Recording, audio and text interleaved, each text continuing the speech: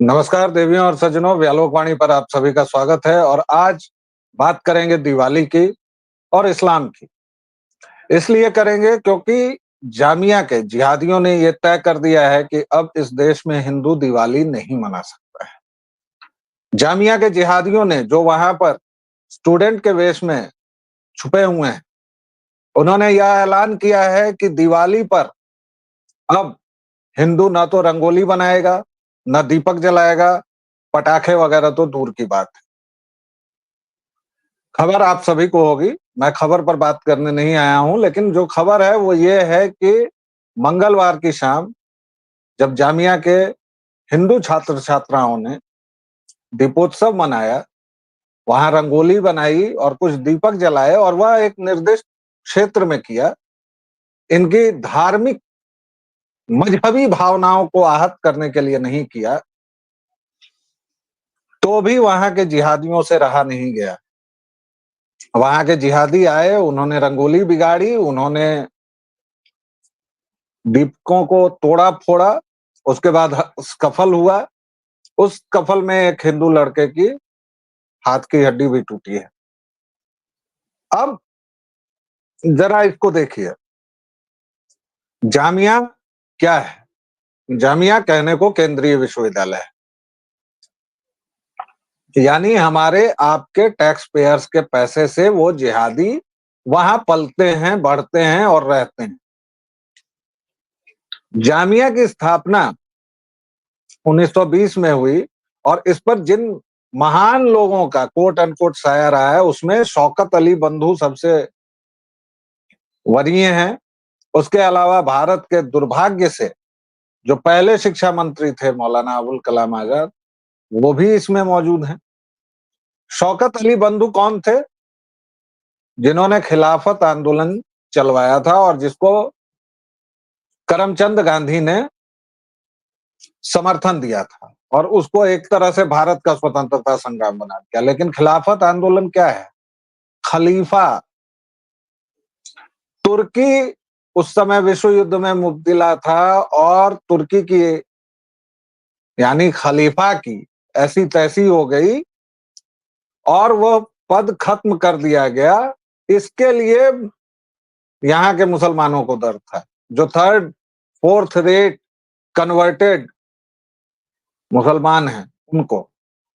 तो आज अगर आप पूछते हैं कि फिलिस्तीन जिंदाबाद के नारे क्यों लगे, या फिर इनको दुनिया में कहीं कुछ हो तो इनके पेट में क्यों दर्द होने लगता है, वो यही वजह है।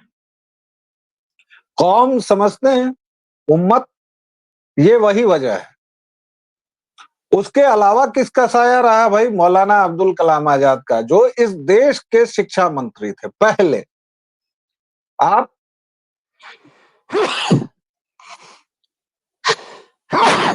सॉरी, माफ कीजिएगा। आप इस देश का दुर्भाग्य देखिए, इस देश का पहला शिक्षा मंत्री ऐसा था जो मदरसा छाप था, जिसने कहीं से शिक्षा ली ही नहीं थी। 12 वर्षों तक इस व्यक्ति को पिता ने पढ़ाया। फिर कुछ विद्वान आने लगे। कौन से विद्वान? वही मौलाना, वही जिहादी, वही इस्लामिस्ट। उनकी प्रारंभिक शिक्षा इस्लामी तौर तरीकों से हुई थी, जिसमें उन्हें उनके पिता और अन्य विद्वानों ने पढ़ाया। वह उर्दू जानते थे, अरबी जानते थे, हिंदी और फारसी जानते थे। क्यों न जाने साहब? क्योंकि बाबू थे उनके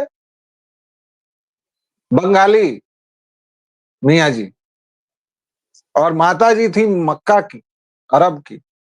और इन साहब का जन्म मक्का में हुआ था, लेकिन भारतीय शिक्षा व्यवस्था को कूड़ा बनाने, उसमें भांग धतूरा सब मिला देने के लिए इनको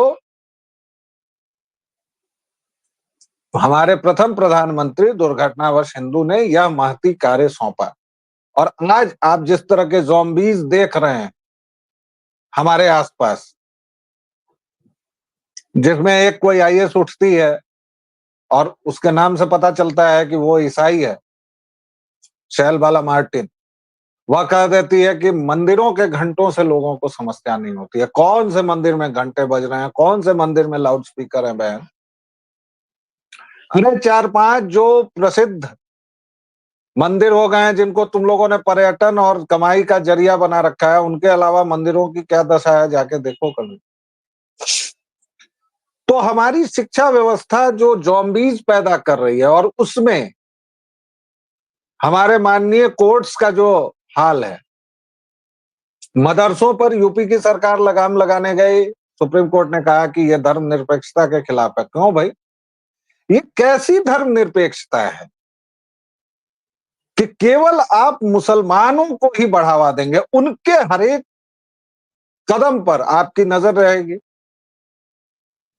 आप पूछ रहे हैं कि क्या आपने मिशनरी स्कूल और इसके बारे में किया? भाई आपने तो उनको दिया हुआ है माइनॉरिटी स्कूल्स का डिसीजन, और केवल मदरसों की बात इसलिए करते हैं क्योंकि मदरसों में पोटेंशियल आतंकवादी तैयार होते हैं साहब। और ये मैं नहीं कह रहा हूं, ये आंकड़े कह रहे हैं। अभी अफगानिस्तान में किनका शासन है? तालिबान है वो। आपके मदरसे उच्च माने जाते हैं भाई, यहीं से पढ़े लिखे होंगे, वही फिलॉसफी है, वही पूरा करिकुलम है देवबंद का। आरिफ मोहम्मद खान दिखा चुके हैं उस किताब में जो लिखा हुआ है। गजवाए हिंद आप नकारते रहिए, उन लोगों का प्लान है बाकायदा। और अफगानिस्तान में क्या कर रहे हैं ये तालिब? तालिब का मतलब तो स्टूडेंट ही होता है ना। तो अफगानिस्तान वाला सही इस्लाम नहीं, सीरिया वाला सही नहीं, यमन वाला नहीं, तुर्की वाला नहीं, नहीं तुर्की वाला आधा आधा सही, उसको थोड़ा सा ले लेंगे। सऊदी अरब वाला सही नहीं, इजिप्ट वाला सही नहीं। कौन सा इस्लाम सही है मर्दे? ये तो बताइए। ये जामिया का इस्लाम सही है मतलब?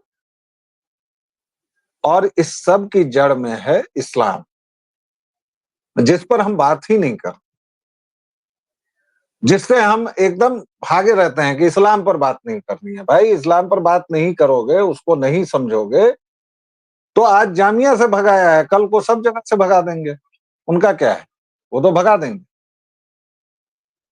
और ये बात बहुत कायदे से समझनी होगी कि इस्लाम पूरी दुनिया को एक रंगा करना चाहता है। इस्लाम की सबसे बड़ी किताब, एकमात्र किताब जो है, वो धर्म परिवर्तन की आज्ञा देती है। वो काफिरों के बारे में स्पष्ट निर्देश देती है। एक नहीं, दर्जन भर आयतें हैं। वो बुत शिकन और बुत परस्त के बारे में बात करती है। आप जो अजान देते हैं ना साहब, वही धार्मिक भावनाओं को आहत करता है। लेकिन ये तो भारतवर्ष है ना, कुछ नहीं कर सकते क्योंकि आप मुसलमान।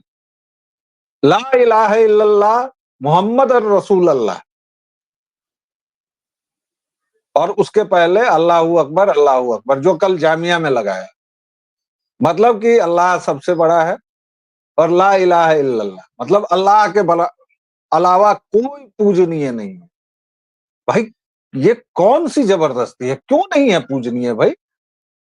और तुम्हारे लिए नहीं पूजनीय है, एक ईसाई के लिए ईसा पूजनीय है, बौद्ध के लिए बुद्ध पूजनीय है, जैन के लिए जैन तीर्थंकरों की पूरी संख्या है, सिखों के लिए गुरु ग्रंथ साहिब है, 10 गुरु हैं। और तुम कह रहे हो कि कोई पूजनीय नहीं है। क्यों नहीं है पूजनीय? ये जो ग्रंथी है, यही जामिया के ज़ॉम्बीज़ को पैदा करती है, यही हर एक जगह जिहाद को पैदा कर रही है, और इस पर कोई बात ही नहीं करता है। इस पर कोई ये कहता ही नहीं कि तुम हमारी धार्मिक भावनाओं को आहत कर रहे हो भाई। और अररिया के एक सांसद हैं प्रदीप कुमार, उन्होंने विवादित बयान दे दिया। क्यों? क्या कहा उन्होंने कि अररिया में, मैं कोट कर रहा हूं उनका बयान, अररिया में हम हमेशा कहते हैं कि अररिया में रहना है तो हिंदू होना होगा। जब बाल बच्चा का शादी कीजिए, ब्याह कीजिए तो कुल गोत्र जात पात देख लीजिएगा, नहीं तो देश की रक्षा कौन करेगा? अनकोट। इसमें क्या विवादास्पद है? हिंदू को एक होने को कह रहे हैं वो। योगी आदित्यनाथ ने कहा कि कटोगे तो बंटोगे। ये सब विवादित बयान है। कौन नहीं देख रहा है भाई आप लोगों की बेहुरमती? कौन नहीं देख रहा है कि आप जहां भी 30% से ज्यादा होते हैं, आप क्या क्या करने लगते हैं? पूरे सीमांचल में आपने क्या रकस बोया हुआ है, क्या चरस बोई हुई है, ये कौन नहीं देख रहा है? आप दिल्ली में, राजधानी दिल्ली में बैठकर, जामिया में आपकी हिम्मत है, जो केंद्रीय विश्वविद्यालय है, जिसमें हमारे जैसे टैक्स पेयर्स के पैसों पर आप ठूंसते हैं, वहां आप दिवाली को मना कर रहे हैं। लेकिन गलती इनकी नहीं है, क्योंकि इनका मजहब यही सिखाता है। इसलिए मुसलमानों पर कभी बात मत कीजिए, हमेशा इस्लाम पर बात कीजिए, हमेशा कुरान पर बात कीजिए, हमेशा उनकी शिक्षा पर बात कीजिए। अफगानिस्तान जिस तरह के फैसले एक के बाद एक ले रहा है, महिलाओं की शिक्षा नहीं होगी, संगीत पर रोक, बांग्लादेश में जो हो रहा है, जिस तरह से चीजें वहां चल रही हैं, वही भारत के कई हिस्सों में है। ये तो कहना ही बेकार है कि भारत में, नाला छुपारा में आपने दुर्गा पूजा नहीं होने दी, बंगाल में आपने वैंडलिज्म किया, हैदराबाद में किया। इसलिए कि बचपन से और मदरसों से इनको जो सिखाया जाता है, जो फीड किया जाता है काफिरों के बारे में, बुत शिकनी और बुत परस्ती के बारे में, वो ज़ॉम्बीज ही बनाएगा। मदरसे और कुछ नहीं, ज़ॉम्बीज पैदा करने के कारखाने हैं, जो कहीं भी जाके फट जाएंगे, जो 72 हूरों की बात करेंगे, जो अजीब-अजीब बातें करेंगे। और भारत का पहला शिक्षा मंत्री मदरसा छात्र था। इसलिए, और दूसरा था इस देश का प्रधानमंत्री एक्सीडेंटल हिंदू। उन्होंने बन के हमें ये देश दिया है। ऐसा देश जो अपने पूर्वजों को गाली देना धर्मनिरपेक्षता मानता है, जो अपनी संस्कृति को गाली देना धर्मनिरपेक्षता मानता है, जो अपनी गौरवशाली परंपराओं को भूलना वैज्ञानिकता मानता है। और ये सब काम कौन कर रहा है? अररिया के सांसद प्रदीप कुमार पर कौन खड़ा हुआ? सबसे पहले कोई मुसलमान नहीं आया। घोषित सजाशुदा चारा चोर लालू यादव का 9वीं फेल बेटा आया, तेजस्वी यादव। उसको तो आजकल सांस भी नहीं ली जाती है, इतना मोटा हो गया है। लेकिन खैर, ये बॉडी शेमिंग नहीं है। लेकिन जब से उसने एक ईसाई लड़की से शादी की है, मुझे लगता है कि वो भी क्रिप्टो क्रिश्चियन हो ही गया है। क्योंकि जब सनातन को इरेडिकेट करने की बात कही गई, और अभी परसों वो नाबदानी कीड़ा जो अब तमिलनाडु का उप मुख्यमंत्री है, वो फिर से बोल रहा है कि मैं माफी नहीं मांगूंगा, मैं कलाईगार का पोता हूं। तब तो इस यादव कुल गौरव से के मुंह से कुछ नहीं निकला, मुंह में कुछ था। क्या था वो आप लोग सोच लीजिए। लेकिन आज ये कह रहा है प्रदीप कुमार के कोर्ट पर, उनके जवाब में, एंड आई कोट, मुसलमानों के खिलाफ अगर कुछ किया गया तो आरजेडी ईंट से ईंट बजा दे। समझ गए भाई? अनकोट। समझ गए? ईंट से ईंट बजा देंगे। तुम, ये बात सनातन को जब इरेडिकेट करने की कही गई, तब तुमको गुस्सा नहीं आया? और इसमें तो हिंदू मुसलमान की बात ही नहीं हुई है। इसमें तो कहा है प्रदीप कुमार ने कि हिंदू बनो। जैसे योगी आदित्यनाथ ने कहा कि बंटोगे तो कटोगे, लेकिन तेजस्वी यादव को मिर्ची लगी। कल्याण बनर्जी, बनर्जी माने बंदोपाध्याय, माने सो कॉल्ड तथाकथित डालडा ब्राह्मण। ये व्यक्ति वक्फ बोर्ड की मीटिंग में जाता है जेपीसी में और वहां बोतल फोड़ देता है, जेपीसी के अध्यक्ष पर ये करता है। सब कुछ खुलेआम हो रहा है और इसको जब सस्पेंड किया जाता है तो इसके साथ कौन लोग होते हैं? रजाकार असदुद्दीन ओवैसी और वो शराब घोटाले का आरोपित संजय सिंह। आप क्रोनोलॉजी समझिए, समझते रहिए। यही कल्याण बनर्जी है जिसने राज्यसभा के उपसभापति जगदीप धनखड़ जी की मिमिक्री की थी संसद के बाहर। ऐसे लोग हैं। बंगाल जल रहा है। आरजी कार हॉस्पिटल में जो हुआ उसके बाद से अब तक वहां स्थिति नहीं सुधरी है, लेकिन मुस्लिम वोटों के लिए, मुस्लिम परस्ती में ये लोग इतने ही हैं। इसीलिए दर्शकों श्रोताओं आपसे कहना है कि अगर आप हिंदू हैं तो अभी से संभल जाइए। बाकी तो ये बहुत सारी बातें करेंगे, रोजगार की, भूख की, बीमारी की, लाचारी की, जैसे इन लोगों ने सारी समस्याएं हटा दी। या जब इनका शासन था तो ये सारी बातें थी ही नहीं।